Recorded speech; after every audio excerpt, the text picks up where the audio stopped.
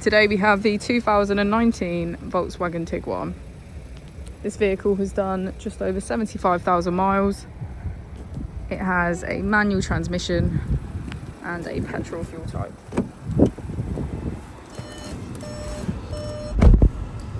To the left of the steering wheel we have cruise control as a feature, as well as assist, and on the right we have voice control and automatic headlights.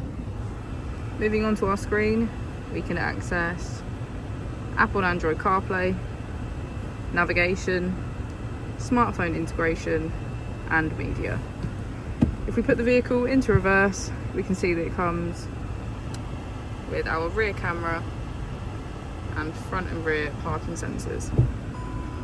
Just below we have our dual zone climate control, and as we go into the back of the vehicle we can see that it has a full cloth black interior.